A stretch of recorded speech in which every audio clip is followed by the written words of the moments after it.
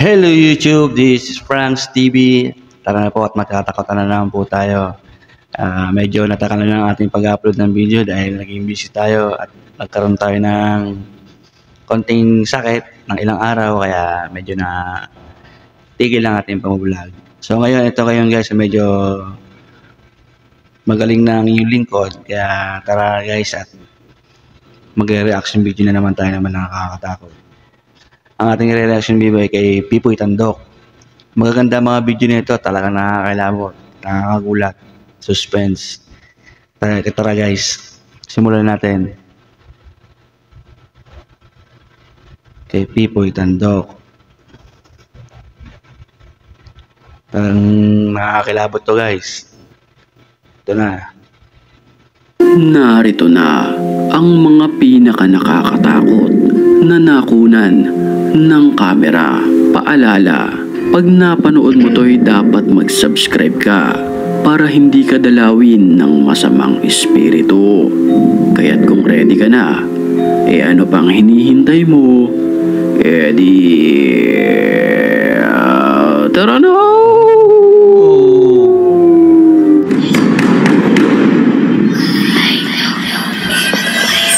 Pipoy Tandok, umpisa pala nakakatakot na.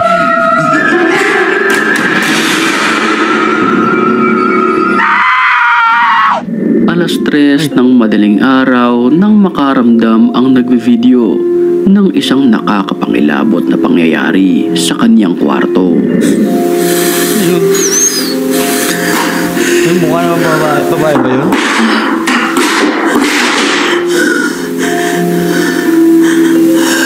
Sa video makikita natin na naglaglagan ang mga libro na nakalagay sa cabinet na kung saan ito ang may mukha eh.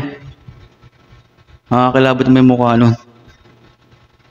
chat ng mga pagpaparamdam ng mga espiritu.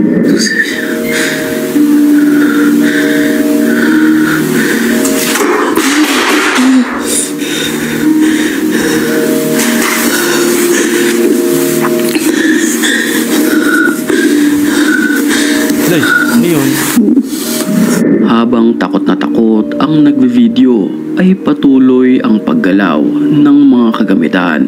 Pansinin natin sa bandang pintuan ay animoy may isang itim na nilalang na nagpakita. Parang pusa. Parang pusa eh.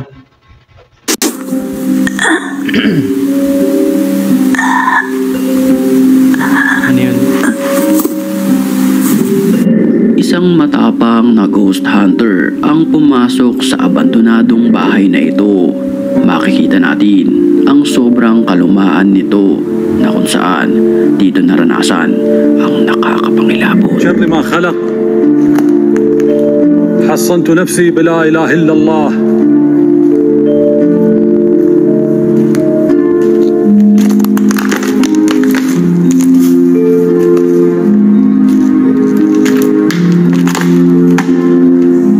لا إله إلا الله.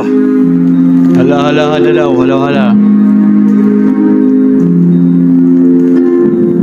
Uy.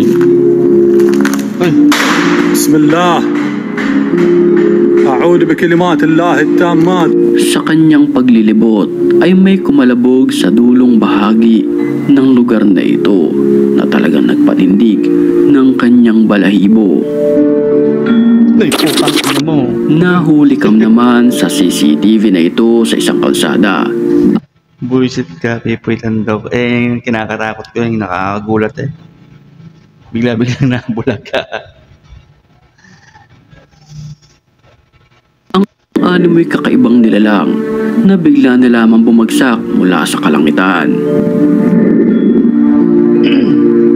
Marami ang nagsasabi na ang nilalang na nakita sa video ay isang alien na galing sa ibang dimensyon.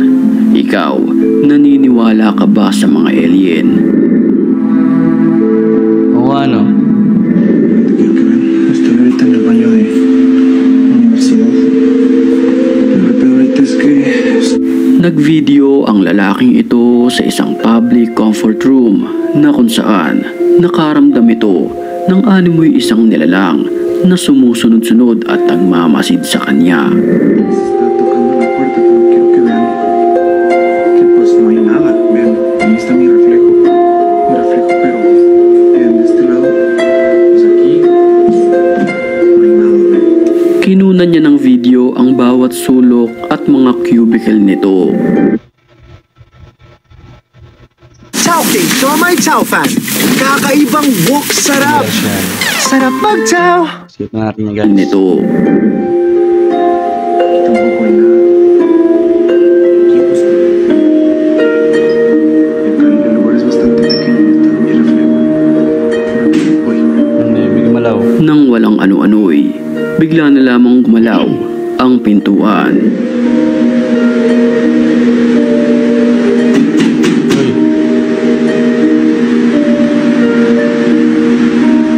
¿Escucharon? pag ganyan, naalis na ako. May nakasilip. Isang nakakapangilabot na nilalang ang nakita sa siwang ng cubicle na ito. Pero bigla itong naglaho ng parang bula. Creepy. Creepy.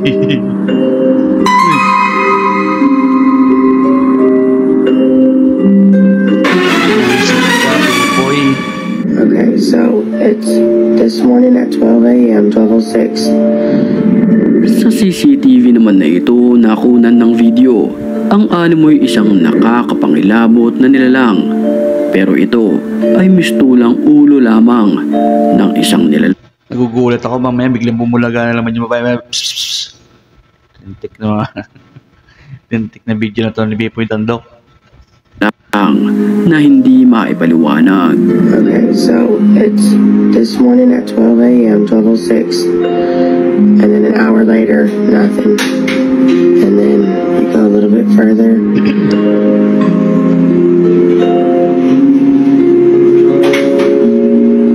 Then at 2:06, it opens up by its fucking self. And that's his face facing us.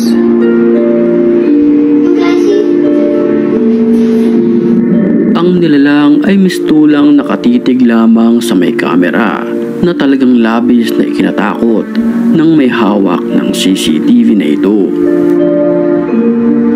Ano yun? At bago tayo magpatuloy sa video, sa mga puntong ito'y batiin muna natin ang mga certified matapang. At kung gusto mo rin mapabilang sa kanila, Nakakagulat yung sound effect na ito eh. Bigla-bigla nabulaga eh. comment ka lang dahil ang may pinakamalulupit na comment Hello guys, subscribe nyo si Bipoy Tandok. Magaganda mga video nito. Ngayon hindi siya nag-upload eh. Matagal na yung huling upload niya eh. Pero panoorin yung mga video na nakakatakot talaga. yun ang aking pipiliin. Back to the story. Isang lalaki naman ang nakunan ng video na sobra-sobra kung makatakbo dahil ito sa humahabol sa kanya. Isang nilalang na nakaputi at mahaba ang buhok.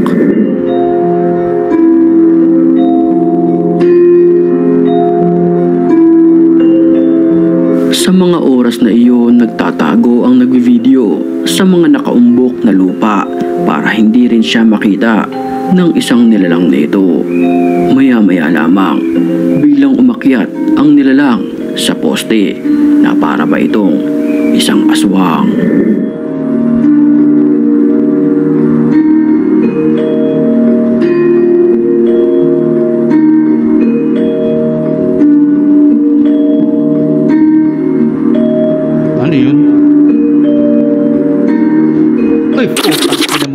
Sa CCTV naman na ito, huling-huli sa video, ang animoy isang pochong kung tawagin sa bansang Indonesia.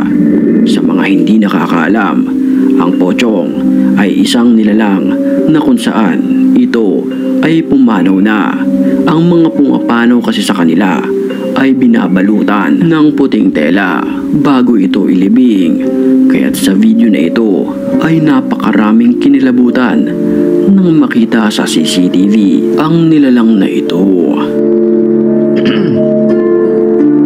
Alam ko nga, tikba lang eh. Parang tikba lang eh. Oh shit ka. Habang kinukunan naman ng video ang isang babae na ito na nakaabaya, ito ay naglalakad-lakad lang sa Babala guys ha. Kung kayo manonood itong kay Pipoy Tandok, dapat wala kayong sakit ha. Talaga nakakulit mga video nito. park na kung saan bigla na lamang sumulpot ang isang bata. Ay? Ayon sa ilan, posibleng glitch lamang sa camera ito. Pero may mga nagsasabi rin naman na ang mga ito ay posibleng ligaw na kaluluwa. Muli kong paalala na mag-subscribe sa channel kung napanood mo ito para hindi ka dalawin ng masamang espiritu. Nakakabitin ha. Bitin ako dun ha. It's a match! Just like Game Zone. Get up to 100% Isa pa tayo. Nabitin ako dun eh. 10 minutes lang eh. deposit bonus plus 1% daily first deposit rebate. Play Ayan, for guys. fun. Play responsibly. Gambling is not an Huwag kayong manonood ng video ni Pipoy Tandok kung may sakit kayo sa puso ha. Talaga nakakagulat ang mga video nun. accepted way of livelihood and does not solve financial problems. So ayan guys. Ito naman kay Goosebump. Tara guys, i-reaction video natin to. Nabitin ako to kay Pipoy Tandok pero grabe, nakakatakot. Top 5 ghosts caught on tape. Grandma's visit.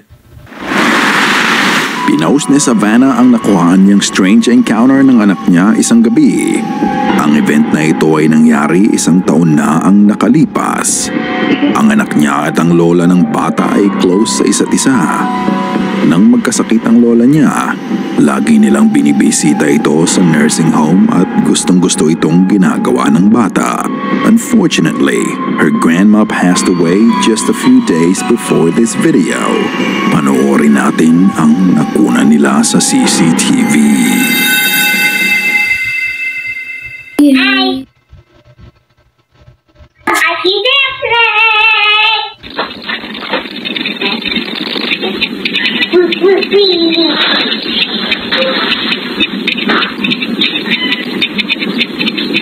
Hi, Angel. Hi, Roxy.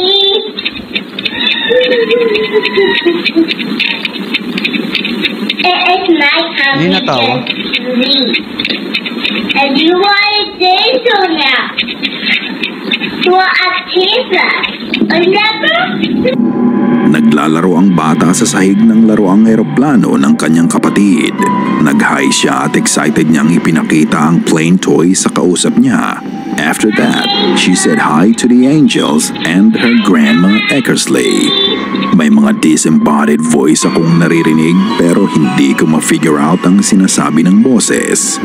However, after she said, "Hi, Grandma Eckersley," maririnig niyo ang boses ng babae na parang tumatawa. Hi, Roxy.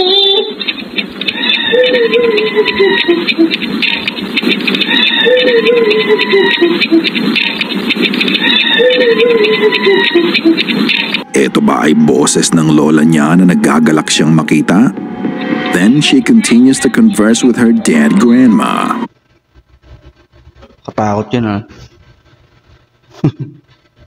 Pero makikita maririnig mo yung maririnig mo yung boss talaga ng matanda. Boss talaga ng matanda. Maririnig natin ang faint disembodied voice na sinabing, "Yes, I am." Pagkatapos sabihin ng bata na you are an angel now. And you want to dance on now. Naniniwala si Savannah na bumisita at nagpakita ang lola sa bata bago siya tuluyang mawala. Although it's out of the ordinary, I think this is a sweet encounter between the kid and the grandma. Her grandma surely returned her granddaughter's gesture, and it shows that even in the afterlife, hindi pa din nawawala ang pagmamahal ng ina. Haunted Mansion. Buisit na. Pinuntahan ng ghost hunter na si Ghost Eye ang abandoned Buisit na mga boses ni Goosebump. Kikilabutan ko rin. Oh, grabe. Subscribe nyo si Goosebump. Pati yung aking channel, yung Pranks TV. Huwag nyo kalimutan guys, para dumami na po ang ating subscriber. Para awan nyo na po si 17 yung subscriber pa lang po ako. So yun guys, pakisubscribe po guys. Marami tayong gagawin reaction video. Kaya guys, supportan nyo po ako. Yun lang po guys. Salamat. Haunted Mansion sa Glencliff, New York. Sa simula, akala niya magiging walk in the park lang ang gagawin niya. Hindi niya alam. Ang exploration na to ay isa sa pinaka-horrifying na gagawin niya. Sa pagdilim ng langit, unti-unti na buhay ang mansion.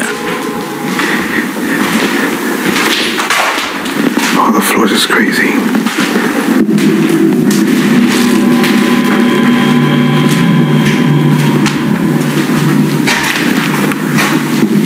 I noticed like some of the numbers here, walls are like numbered.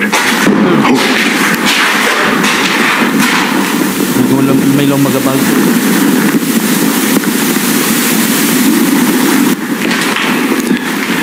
I think it's time to go. Oh. Grabe may tsura ng bahay.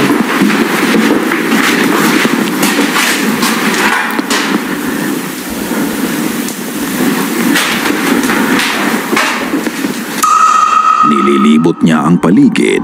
Luma at sira-sira na ang mga estruktura ng gusali, giving it a heavy feeling. Pagpasok niya sa isang bahagi ng bahay, nakarinig siya ng malakas na kalabog na nanggaling sa hallway sa ilalim ng hagdan. Ngunit nang lapitan niya ang lugar kung saan nanggaling ang ingay, wala siyang ibang nakita. Pinagpatuloy pa din niya ang kanyang ginagawa at pag-ikot niya, bumukas na lang ang pinto ng mag-isa kung saan nanggagaling ang ingay. Order food you love with Food Panda. Download the app and order now. Ingay. It's funny how that thing's shaped like a cross, the wallpaper.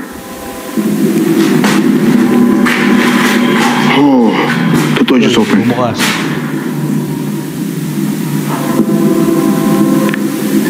I don't know if that was a bat or that came out, but the door literally just opened. Muli niyang nilapitan ang pinto at katulad ng una, wala siyang nakita.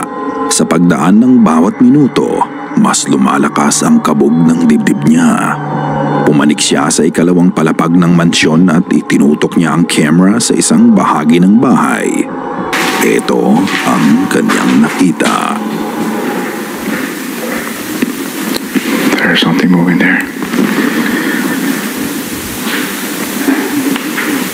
Kami galakad. Maybe water drops. Sumilip. What is that? Nakita mo ba yun? A dark figure suddenly peeks at him. Bahagya mong makikita ang ulo nito. And just like other ghost videos, mabilis din itong naglaho. He didn't know that he was being followed. When he inspects the place where the figure was seen, there's just nothing there. Ano sa tingin nyo ang nakita niya? Marami pang naganap sa video na to. And if you wanna find out more, check out his YouTube channel. Come back!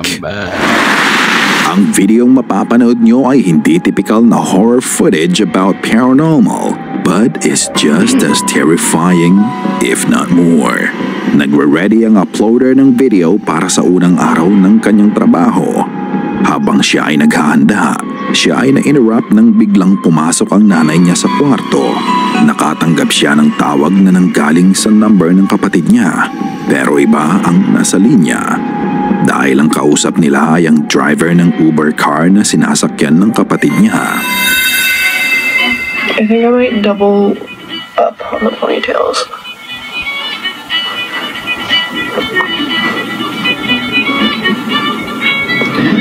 Okay. Calling me from my kid's phone. Hello? Maybe the child. Did you just... To buy child, yeah? You picked up my child. Ah, Why are you calling me from his phone? I want to buy a child. Is in marketplace. Maybe the your son. Please bring him. Can you come back? We could talk about it in person. Sorry, I don't understand. Come back to the location that you picked him up with. Ilang minuto nang sumakay ang kapatid niya sa Uber, nakatanggap sila ng tawag na siguradong nagpakaba sa kanila. The event that happened was very unusual and it's really frightening. Ang sabi ng babae sa linya ay gusto niyang bilhin ang kapatid niya. Ramdam mo ang pangamba at pag-aalala sa mukha nila, kaya mabilis silang gumawa ng aksyon at sinabi sa babaeng nasa kabilang linya na ibalik ang kapatid niya kung saan niya sinundo ang bata at mag-usap muna sila. Lahat siguro tayo mamumutla at magpapanik kapag nakatanggap tayo ng ganitong klase ng tawag, dahil ang ganitong mga bagay ay nangyayari sa totoong buhay. May mga sindikato na bumibili. Oo, meron ganun. Kaya nga yung mga bata dapat mag-ingat yan. Lalo at pag-gaan sa school. Kaya yung may mga magulang dapat talaga sumusundo. Kaya yun guys, paalala nito guys. O hindi kaya ay nangunguha ng mga bata katulad ng mga napapanood natin sa balita, and most of them hindi na nakakabalik pa. Fortunately, isang buwan matapos nito ay nag-upload muli siya ng video at ipinakita na ligtas ang kapatid niya. Ano kaya ang nangyari sa kapatid niya sa pagitan ng isang buwan na yun? Mabuti na lang at ligtas ang bata. Treasure Unit. Ito yung sinasabi nilang wag mong kunin ang hindi sayo. Si Carla, isang treasure hunter, ay may na-detect na ginto malapit sa sementeryo. Hinukay niya ang ginto at kasama nito ay isang lumang baul. Gusto niyang malaman kung may laman din na ginto ang chest, kaya binuksan niya ito. Ang laman ng baul, lumang plansa at black dress.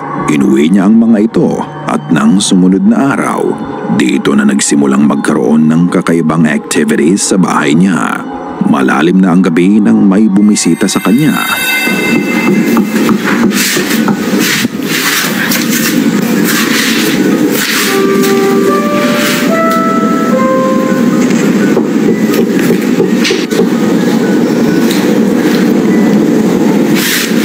Nabuksan, gabi na eh.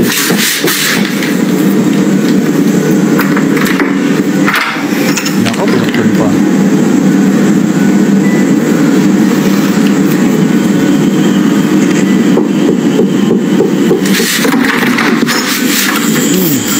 Walang tao. Bukod sa mga pagkatok, maririnig mo din ang tunog ng doorbell. Curious, nag-imbestiga siya. Naghintay siya ng pagkakataon na muling kumatok kung sino man yon at pagbukas niya ng pinto, wala namang tao doon. Tinignan niya ang ring camera niya pero wala din siyang nakita. Sinave niya ang oras na yon at kinabukasan nang muli niyang tignan ang footage na sinave niya. Ito ang kanyang nakita.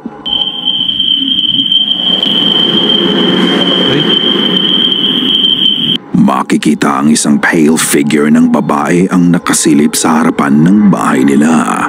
Unti-unti itong nagtago hanggang sa mawala. Pero bago ito mawala, maririnig mo pa ang pag-ungol na nanggaling dito.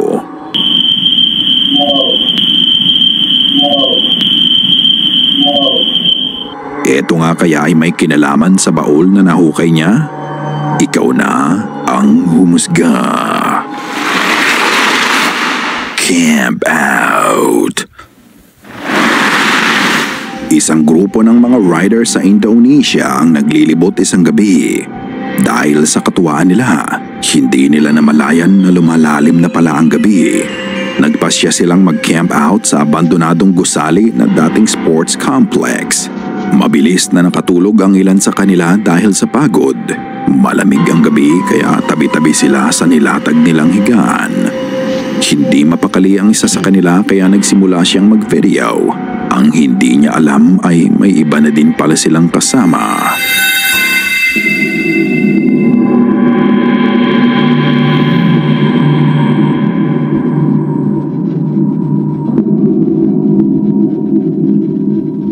Kami nakadungaw.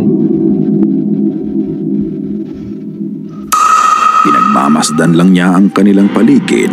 Ngunit habang ini-scan niya ang loob ng abandonadong gusali, may napansin siya sa bintana sa harapan nila. Hindi siya sigurado sa nakita niya. Baka namamalikmata lang siya kaya itinutok niya ang camera dito. Makikita ang puting mukha na nakatingin sa kanila. Bahagya itong gumalaw at naging mas malinaw ang rehistro nito sa camera. Sa takot niya, ginising pa niya ang isa sa mga kasamahan niya. Malayo sila sa syudad kaya hindi niya sigurado kung ano o sino ang nakasunod sa kanila. Nang pumunta sila sa labas para tingnan kung may ibang tao doon, wala naman silang nakita. Ano sa tingin mo ang na-videohan nila? Sana ay kinilabutan ka sa mga video na aming itinampok ngayong gabi. Kung may nais kang ibahagi ay bukas ang aming email na goosebumpstopstories@gmail.com at Facebook page. Check out our TikTok page na din at goosebumpstop5. At kung hindi ka pa nakasubscribe at nakalike sa channel at video na ito, gawin mo na. Kung nais mong walang So ayan guys, subscribe nyo si Goosebump. Magaganda ang mga video nito guys. na lang na bumisita sa'yo mamayang gabi.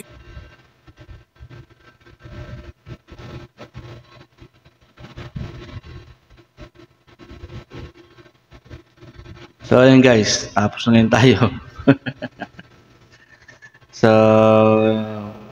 sa ngayon, yun muna. Yun muna ating reaction video. Medyo nabit na tayo kay Pipoy Tandok dahil silang video, kaya dinagdagan natin kay Goosebump. Kaya yun guys, sa susunod ulit, magtakotan ulit muna ulit tayo. At ako'y magpapaalam na muna sa ngayon. At ay edit ako ng aking video. So yun guys, paalam!